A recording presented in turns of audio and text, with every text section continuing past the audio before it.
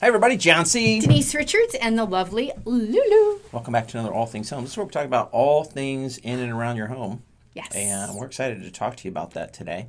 Today's topic is going to be a little bit different, so you won't want to miss this. Definitely not. Definitely not. And but before we jump into that, let's talk about today. Today is the first day of February. Happy February Day. You put an extra Did you get the syllabus R in there? that. Yeah, I heard that. February Day. You know what it is today, John? What is today? It is National Dark Chocolate Day. Ooh, do you like dark chocolate? I love dark chocolate. I do prefer not. it over milk chocolate. Really? It is also Optimist Day. Optimist. National Optimist Day. Like optimism? Yeah. Oh, Yeah. okay. I'm usually optimistic, I think. Yeah, because it's actually the first Thursday in February. We always have a state.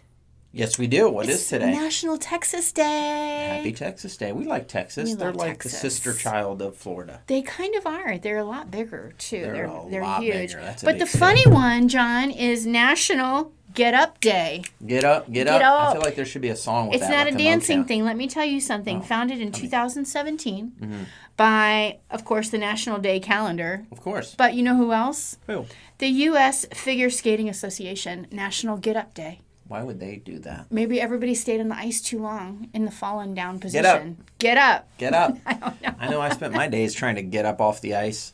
That is not my favorite thing to do. I am not a great ice skater. I've fallen plenty of times.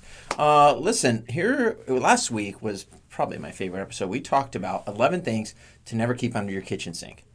You remember that? I do. You Remember any of them? You want to give them a little tease of that? What Well, was something on there? it's a little rainforest underneath your sink. And with that said, I think you really want to check out last week's episode. Yeah, rainforest, humidity, you got issues down there. If there's any drips, it can cause major problems. So watch last week's episode, and that's an awesome episode. Okay, today, let's get that. So It's busy. sorry. No, it's all We're good. busy, guys. I mean, I hate to jump into market news, but we're busy. This is that time of year for us. It is. You know what else it's big time for? What? Tax season. That's right. Tax season. Are you preparing? If you work for someone else, you probably got your, what do they call it, a W-2 or one of those things in the mail that was due by yesterday.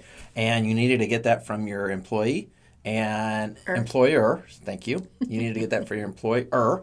And so it's tax season. So this article that I found today, it actually hits that. Tips for navigating tax season. Now, I was hoping the article would talk more about how owning a home is, what's the benefits or non-benefits for owning a home in regards to taxes.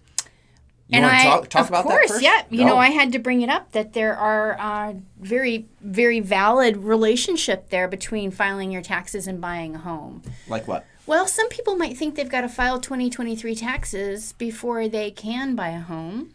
Okay. Right now, that's not true. They don't need to. Nope, it's not true. Really? Not necessarily. But Okay. perhaps they need to show more income, and 23 would help them do that. Maybe they do need to file their taxes. Then you do it. So now's a good time if somebody's looking to buy and they need to not manipulate the system but work it appropriately so they get a loan. They may not want to file 2023 or put that on the record, or maybe their 2023 is better than 2022, so they want to have that number on there. That's right. And there's more than one way to skin a cat, as they say, in terms of filing your tax returns. It could be that your CPA might like to talk to your mortgage broker to see where you would fit in terms of what you're trying to qualify for. You got it. And there could be some creativity there on the part of your CPA to make sure you qualify. We want to be creative, and we work with people that are creative because we want you in your home. Okay? Now, here's just a couple things from the article, and then I'll give you my 2 cents on home ownership and taxes, okay?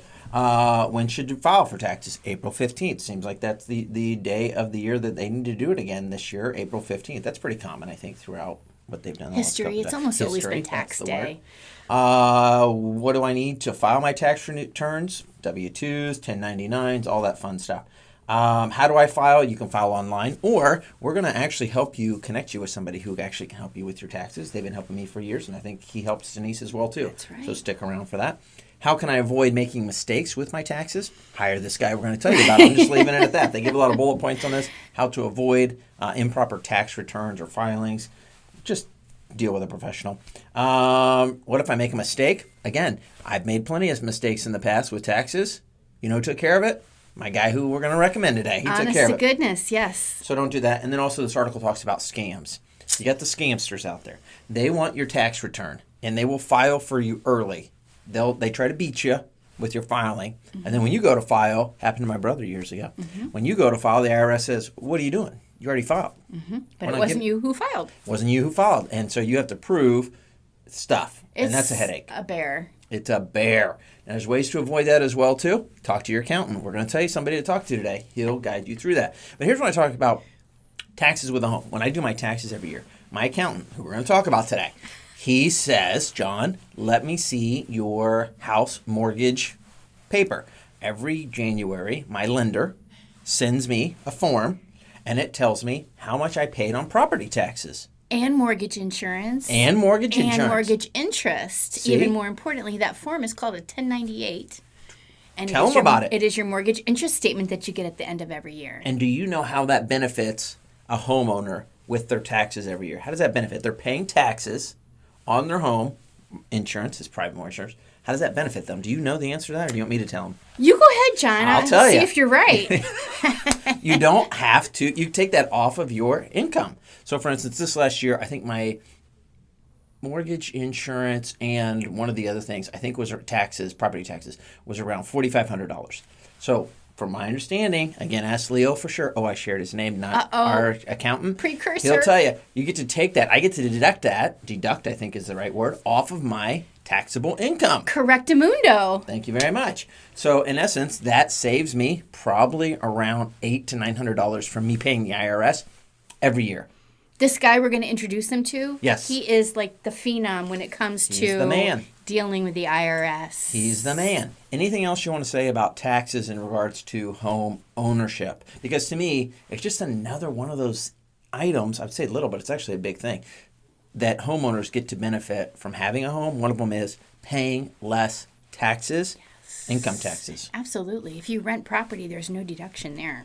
It's a tough one. If you're renting. Also, I'm glad you mentioned that. So another way you can actually save, which I hadn't thought about, was cost segregation on a rental property. Oh my gosh, that's right. We just learned about that. We just learned about that again with Low Paul the other day at our meeting. Now, this is something that Angie and I took advantage of just even last year on our taxes with our rental property up in North Carolina. Oh, yeah. We took those taxes that we'd pay over the course of 30 plus years, moved them all up to the first 5 years, and got the benefit of not having to pay on certain taxes early.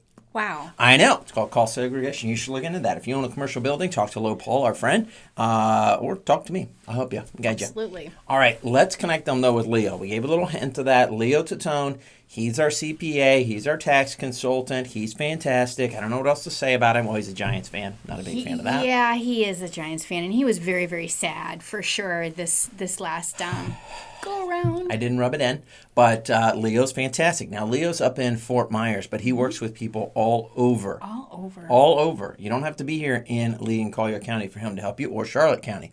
You can be anywhere. He can help you, and he'll help you with all of these things so that it's not a burden on you. He'll tell you what he needs. If you have an issue with the IRS, he wraps it up in a little bow, throws it back at him, says, hey, you know. He loves to fight with the IRS. He loves when you get those letters. You don't love it, but he loves it, and he will take that burden off for you. He loves it. So if you need help with your taxes here this year for 2023, reach out to Leo Tatone. He's fantastic. He will handle all of your tax needs. And take the fear away. Get that fear out of here. He's not afraid. All right, great seeing you guys. Have a wonderful week. We will see you on February 8th. Happy February. Bye.